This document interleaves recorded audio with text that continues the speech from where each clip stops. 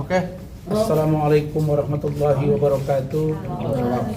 Alhamdulillah, syukurillah, sholatan wassalamu ala rasulillah. Selamat siang teman-teman semua yang saya hormati.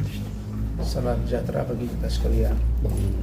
Alhamdulillah, tadi kami sudah diterima dengan baik. Kita benar-benar mengikuti prosedur yang ada dan kami merasakan ada semacam aroma persahabatan yang kental antara warga masyarakat dengan Komnas HAM. Karena itu setelah kami tadi mendaftar, kemudian diberitahu ke komisioner Komnas HAM, dan setelah itu kami diterima secara baik oleh Ibu Nisa dan Ibu Tri Handayani mewakili Komnas HAM hari ini terhadap pengaduan yang kami lakukan. Pengaduan tersebut tadinya sudah dituangkan secara lengkap lewat surat yang sudah di draft dan saya koreksi, yang di draft oleh Saudara Rahmat, dan termasuk juga kami serahkan dokumen-dokumen, voice note, video, dan lain-lain terkait dengan apa yang kami adukan perihal Laura Meizani Mawardi alias Loli. Dan pengaduan tersebut tanda terimanya ini, silakan Wadi. Bang Wadi, Bu sini. Oke. Bang, depan lu Bang. Pelan-pelan. Tangan lu Bang Wadi. Oke, lanjut Bang. Tangan Tangan lu Bang. Jangan buru-buru. Arif ini datangnya lama, cepat-cepat.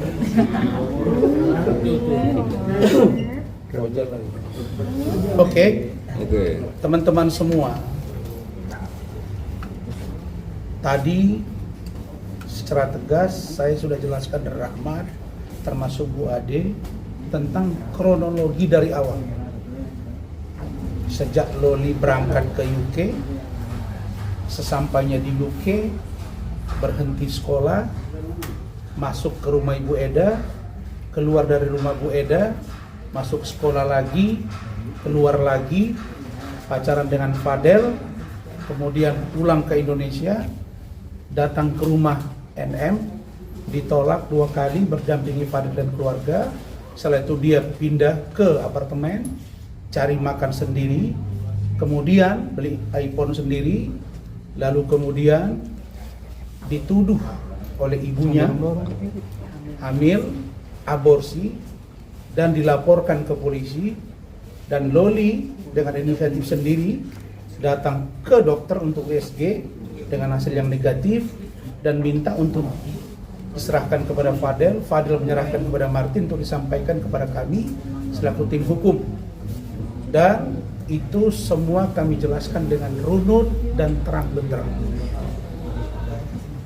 Dan alhamdulillah kami dapat pencerahan baru di Komnas HAM bahwa hak perlindungan terhadap anak itu merupakan prioritas. Begitu Mbak ya?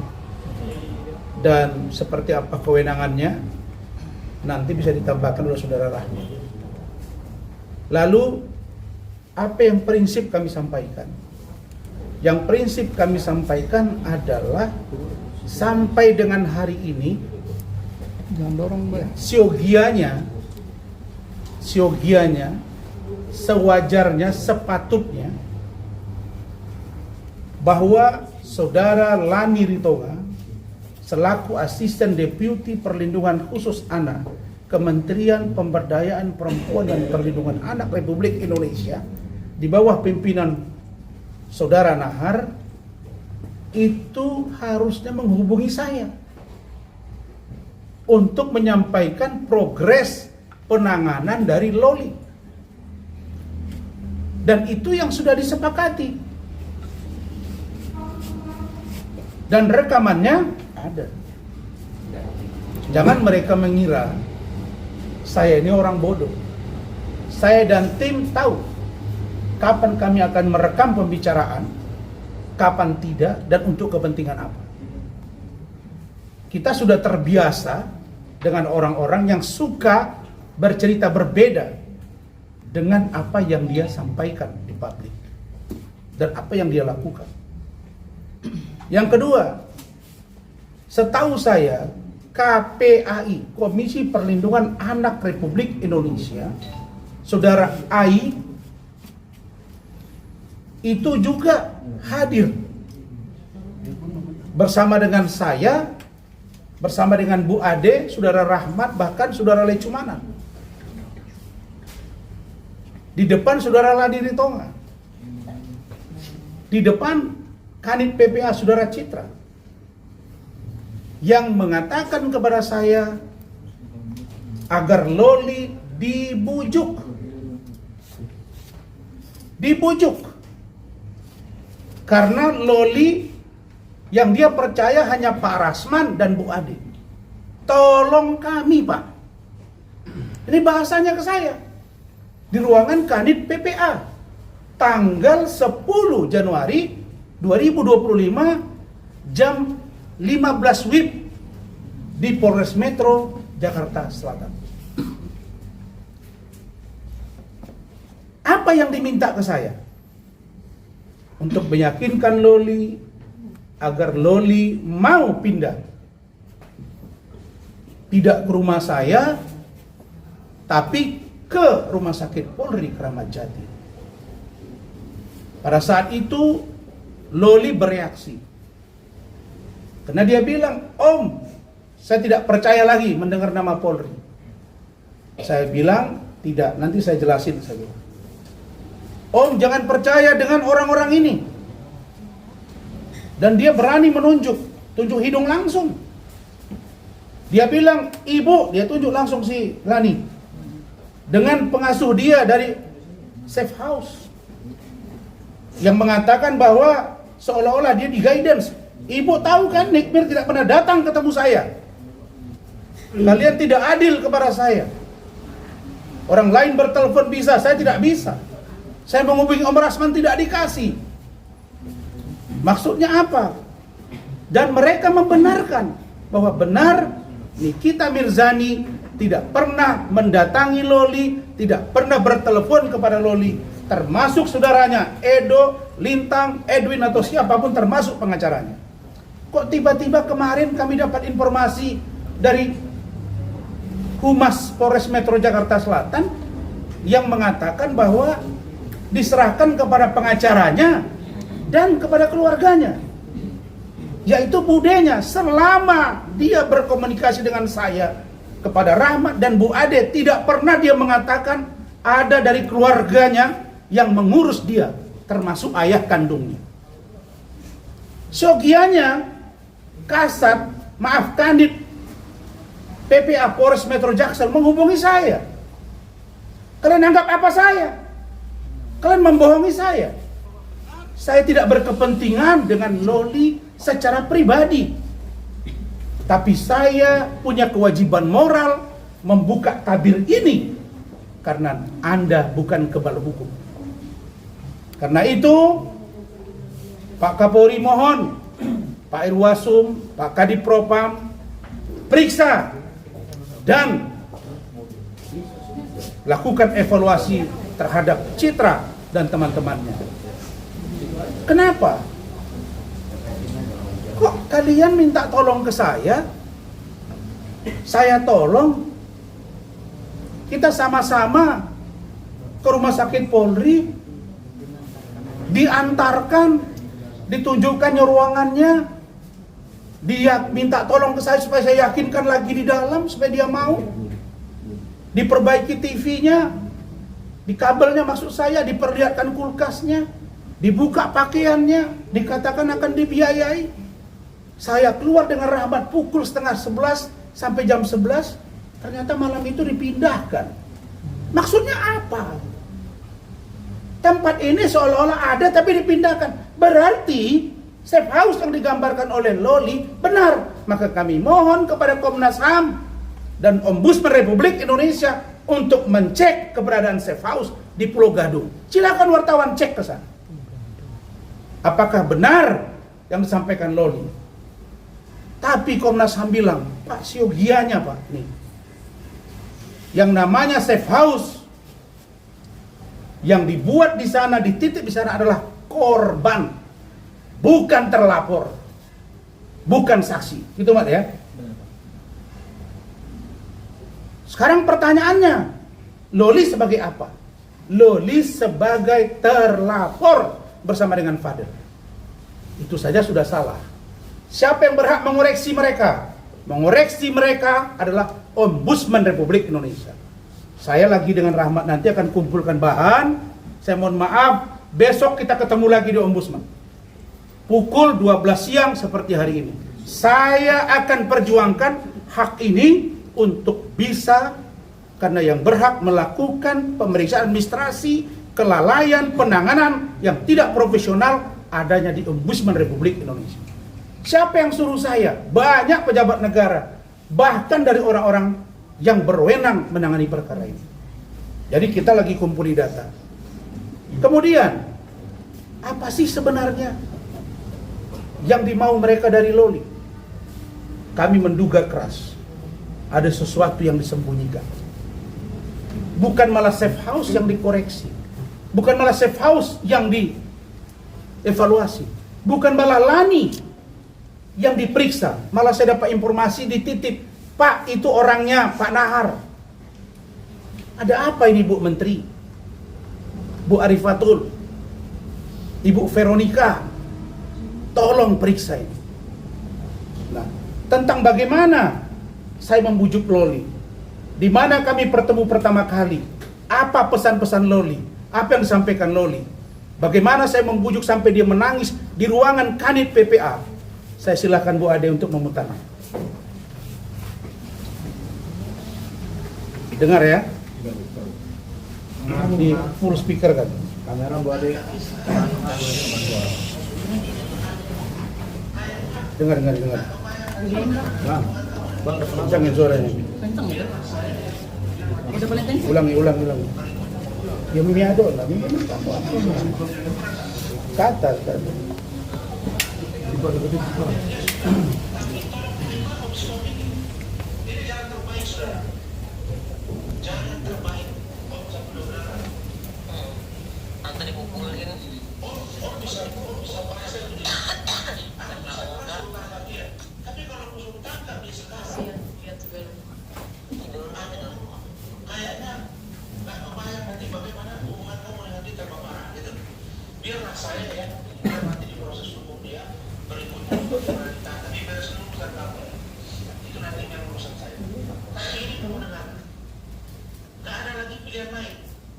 Tunggu, dia harus dilihat terus dulu, nggak boleh lebih.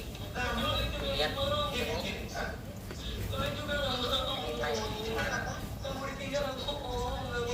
Iya, jadi gini. Nah, sekarang masalahnya ini kan udah trauma banget ini. jadi oke. Bentar. Jadi poin yang tadi oke ya. Nah, sekarang kamu taruh lagi. Udah kan tadi kan udah bikin persyaratan itu, terus tiba-tiba jadi ada intervensi yang lain, tiba-tiba tunggu dulu bukan doi, udah nggak bisa ini, udah nggak bisa, aduh. Rasman, nggak apa-apa. Kalau mau ke tempat Om Rasman, pada prinsipnya tapi harus ada keputusan. Jadi aman untuk Om Rasman. Jadi kami hanya Iya, saya setuju. saya hanya. Oh, kasihan ya, trauma banget. Saya nanti mau nangis ya tiap Bu, saya udah kerjanya. Nih, karena kita udah lihat lah ibunya gimana kan. Oke. Jadi gini, Bu Nori, dengerin. Ini sudah langkah maju lagi. Iya. Ini langkah maju lagi. Iya, benar. Kalau itu langkah maju ya, Ibu Nori bukan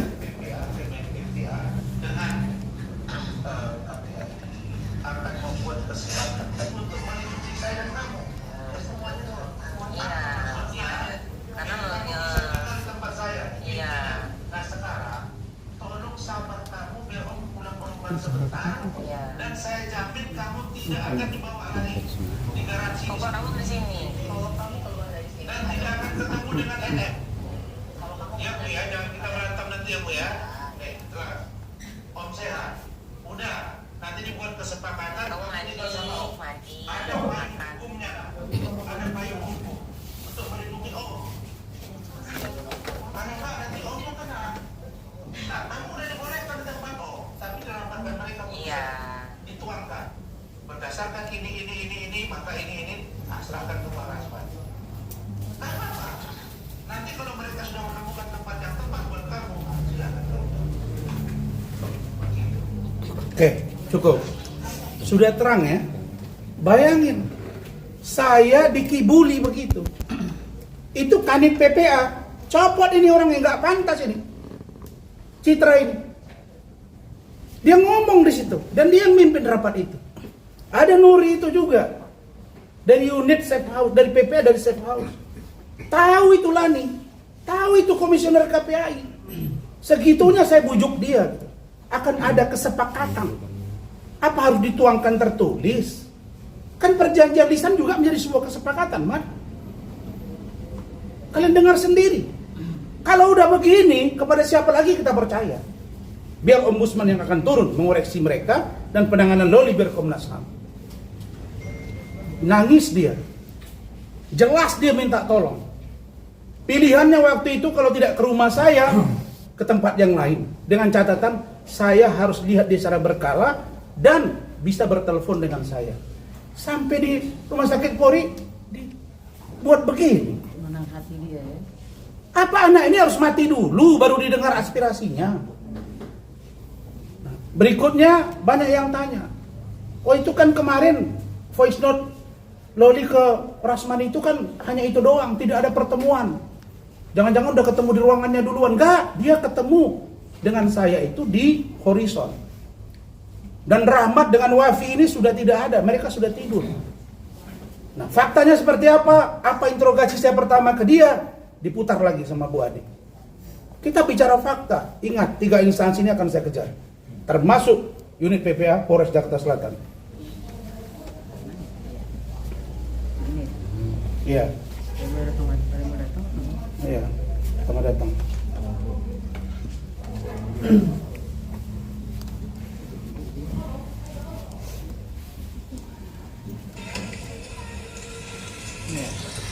Ini pertama datang. Taruh.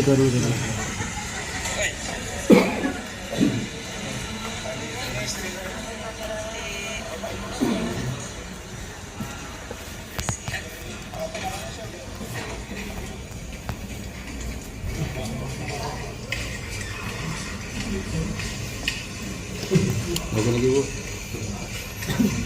Jadi dia ada depan mobil itu. Mana handphone itu? Alif. Ini lobby ya. Di hotel ya. Baru kita ke Tengah-tengah Bu. Tengah datang Bu, tengah miring itu. mau nyari restoran kan rupanya kan tutup restoran di hotel. Jadi kita di itu jadi tempat yang nyaman duduk ya.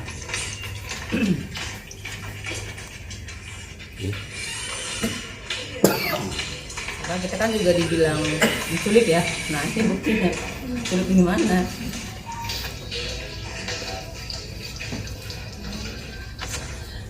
Ini rumah sakit tadi nih. Ini rumah sakit. Puskesmas malam.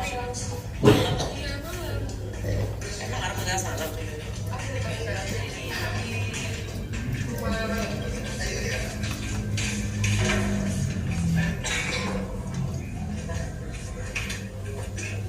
Sekarang kamu cerita. Kenapa kamu lagi? Kita rekam ya supaya Soalnya mama kamu aneh kan mama kamu kan. Iya. yang jelas ini. Ini om dilaporin sama mama kamu loh. Iya. Nama bapak siapa? Enggak bapak ojek ya yang antar Dia lah project lah. enak sini. Materi yang itu. Dia lah project lah. Enak sini. Materi yang itu. Yang gerak bu. Bu jangan gerak. Dia gerak. Udah ya? Udah kali ya? Terus saja. dipesan oleh anak saya Niraya. Oke. Nah, setelah itu kita ke Polres Jaksel. Di Polres Jaksel, Loli buat surat ini.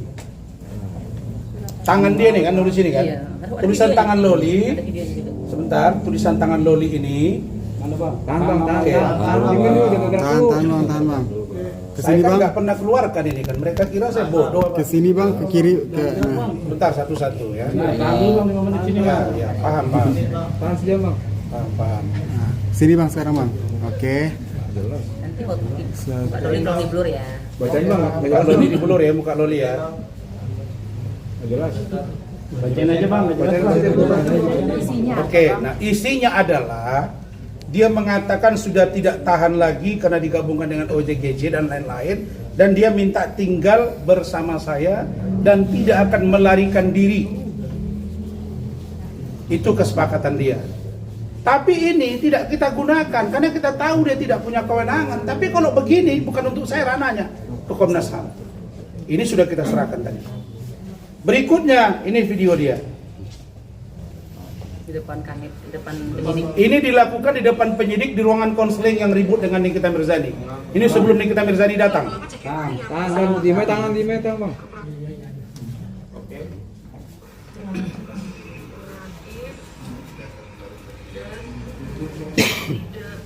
Lama-lama jadi ayam, bisa dimakan nih.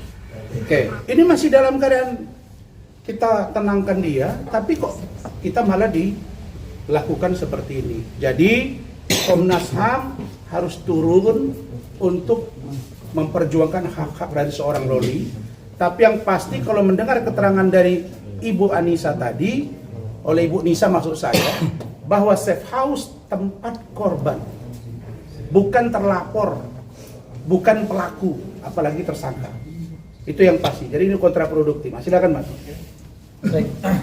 Terima kasih Pak Rasman. Assalamualaikum warahmatullahi wabarakatuh. Assalamualaikum. Teman-teman media. Tadi konseling ataupun aduan yang kami sampaikan kepada tim dari Komnas HAM yang diwakilkan oleh Ibu Nisa dan juga Ibu Tri itu berjalan sekitar 1 jam.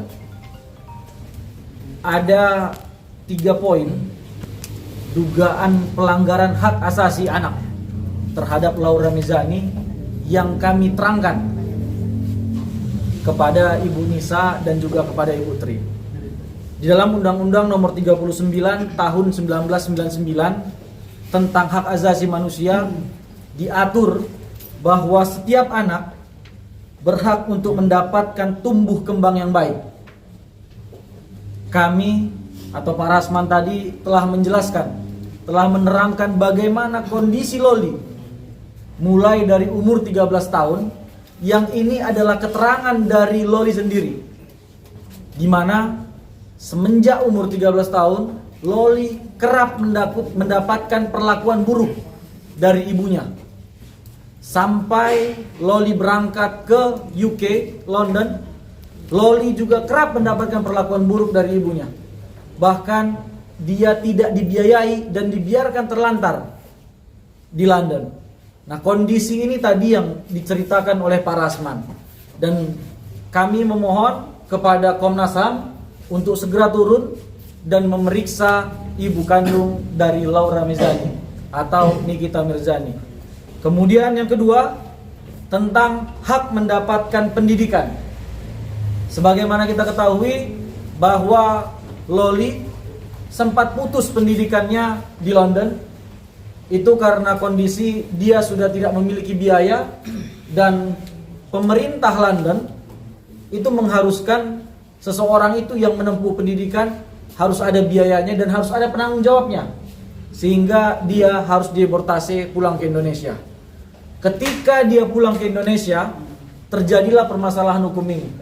Adanya laporan Nikita Mirzani di Polres Jakarta Selatan membuat Loli menjadi tidak bisa melanjutkan pendidikannya, yang kemudian ditindaklanjuti oleh Kemen PPA, KPAI, dan juga PPA menempatkan Loli ke dalam safe house, yang mana ini sudah sampai sekitar 5 atau 6 bulan. Dan ini membatasi dirinya untuk mendapatkan pendidikan. Ketika di dalam safe house, Loli bercerita kepada saya ketika kemarin lari, dia beberapa kali menyampaikan keinginannya untuk kembali sekolah dan belajar, tetapi tidak sama sekali difasilitasi oleh pihak kementerian atau pihak pengelola safe house.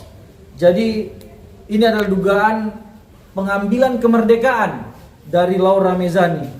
Yang ketiga, poinnya adalah pasal 66, bahwa setiap anak berhak untuk mendapatkan kebebasan dan perlakuan secara manusiawi, berhak mendapatkan bantuan hukum secara efektif. Terkait dengan kebebasan, saya pikir kita semua adalah saksi betapa Loli tidak diberikan kebebasan selama dia dilaporkan oleh ibu kandungnya. Penempatan dia ke dalam safe house, dan juga hari ini kami tidak tahu dia ada di mana. Ini adalah perbuatan perampasan kebebasan dirinya, yang kemudian Loli kerap mendapatkan perlakuan secara tidak manusiawi. Ini belum bisa kami jelaskan, tetapi ini tadi secara terang sudah kami sampaikan kepada Komnas HAM. Mudah-mudahan bukti-buktinya akan menyusul. Tadi sudah diminta nomor WhatsApp untuk dikirimkan melalui pesan WhatsApp. Yang kemudian berhak mendapatkan bantuan hukum secara efektif. Status terlapor kepada Loli sampai dengan saat ini, kami sudah bicara kepada Loli. Loli dalam setiap pemeriksaan tidak pernah didampingi oleh penasihat hukum. Padahal Loli sendiri selalu menyatakan bahwa dia hanya percaya kepada Pak Rasman Arif Nasution, baik sebagai orang yang akan mengasuh dirinya dan atau orang yang akan menjadi penasehat hukumnya untuk setiap permasalahan dirinya. Berarti di sini ada dugaan permainan dari penyidik, dan atau apakah kami terlibat dalam hal ini, yang seharusnya meminta kami dalam setiap pemeriksaan itu untuk menjadi pendamping Loli. Tetapi selama ini tidak pernah sekalipun kami diberitahukan, kami tidak pernah dipanggil untuk mendampingi Loli. Sehingga 3 poin ini menjadi dasar dan alasan yang kuat untuk Komnas HAM segera bertindak untuk memeriksa 3 lembaga dan juga 1 orang ibu yang bernama Nikita Mirzani. Saya pikir itu, Pak. Terima kasih. Jadi Loli, pesan dari Om ya. Kamu kan di sana orangnya yang sangat pintar dan cerdas. Handphone tidak kamu dapat, tapi kamu bisa lihat itu. Terus berjuang untuk kamu, Loli. Suarakan kalau kamu merasa tertekan, bahkan ada ancaman. Sampaikan. Om dan Tante Ade dengan tim Om Rahmat, Wafi dan kawan-kawan akan berjuang untuk kamu. Kemudian ini istri saya yang juga sedih melihat keadaan ini. Kami dituding-tuding, kami dihina-hina, seolah-olah akan ini akan itu terhadap Loli. Silakan Bu Ade. Bu Ade. Saya di sini hanya berharap Loli dalam keadaan baik-baik saja, aman, dan berada di tangan orang yang tepat. Kita tidak boleh melupakan dan menutup mata. Ketika Loli di UK, dia tidak lagi lanjut sekolahnya dan ditelantarkan oleh ibunya. Kemudian ketika dia pulang ke Indonesia, dia pulang ke rumah ibunya bukan sekali 2 kali, tapi berkali-kali tetap tidak dibuka pintu. Lalu dia ditaruh di safe house. Pada malam itu Loli ngomong sama kita, dia berharap ibunya datang. Saya berharap ibu saya datang, Tante. Tapi apa? Ibunya tidak sama sekali pernah datang selama 5 bulan Loli di safe house. Dan itu dibenarkan oleh pihak safe house.